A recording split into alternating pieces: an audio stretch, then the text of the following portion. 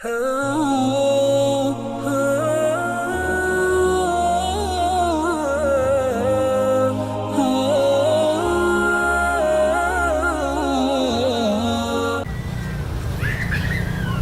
cara mengajak ibu yang jauh dari Allah dan masih melakukan kesyirikan sebelum minta maaf, Ustaz? Sebelum minta maaf. Ahibati fillah,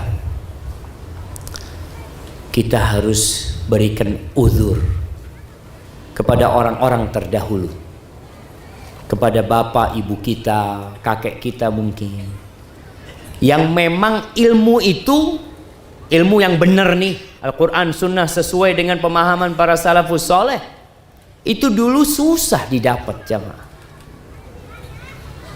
Apalagi setelah kemerdekaan Indonesia, setelah merdeka, pada waktu dijajah Belanda aja ya sekolah-sekolah Islam itu nggak banyak, ulama-ulama juga tidak banyak, pesantren-pesantren terhitung. Setelah kita merdeka pun kita masih mengalami banyak kemunduran umat Islam. Sekolah-sekolah yang maju setelah kemerdekaan itu sekolah siapa jemaah? Sekolah Katolik. Karena memang sekolah peninggalan penjajah, peninggalan Belanda. Mereka datang ke Indonesia bawa 3. Bawa apa? 3G.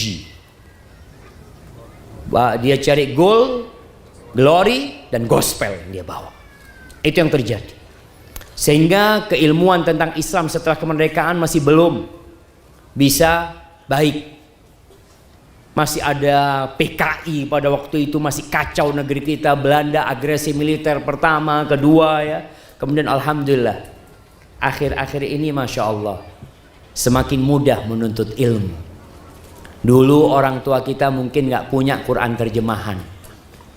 Yang punya Quran terjemahan orang kaya jemaah. Masih sedikit Quran terjemahan. Sekarang setiap orang punya Quran terjemahan. Tafsir, Masya Allah. Siapa yang bisa punya tafsir Ibnu Katsir? Dulu juga belum diterjemahkan. Baru tafsir Ibnu Katsir diterjemahkan. Mungkin 10 tahun, 15 tahun yang lalu. Sebelumnya nggak ada. Kitab-kitab terjemahan itu sedikit sekali. Kemudian masjid-masjid yang adakan kajian, ya Allah jemaah. Kalau antum melihat masjid dulu itu isinya siapa? Imam sama muadzin. Yang azan sampai ada satu daerah itu masjid itu tutup jemaah.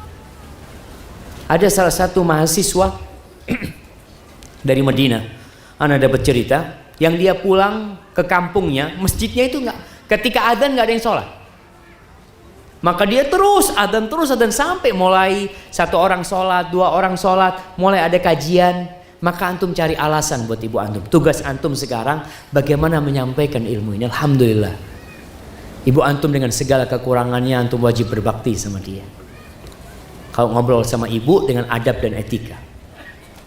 Jangan duduk sama ibu, bu sini bu, duduk sini. Gimana ibunya suruh duduk kayak gitu? Sambil dipijetin kaki ibu. Ibu kalau nggak marah, ana mau bacakan. Nih ada ayat-ayat Quran yang indah ibu. Sambil baca artinya nih bu, kayak gini artinya. Biarkan ibu belajar sendiri. Bukan anak yang mengatakan kamu harus kayak gini, kamu harus kayak gini, itu salah, ini benar. Kadang-kala berat buat ibu. Tapi biar ibu dapat ilmu sendiri. Ibu kayak gini ibu. Ana bacakan ya bu ya. Sudah. Tanamkan keimanan kepada Allah Azza wa Jalla. Keyakinan bahwa la ilaha illallah. Keyakinan bahwa tidak ada yang bisa memberikan mudarat dan manfaat kecuali Allah Rabbul Alamin. Maka ini yang insya Allah membuat ibu siap meninggalkan segala kepercayaan kepada khurafat.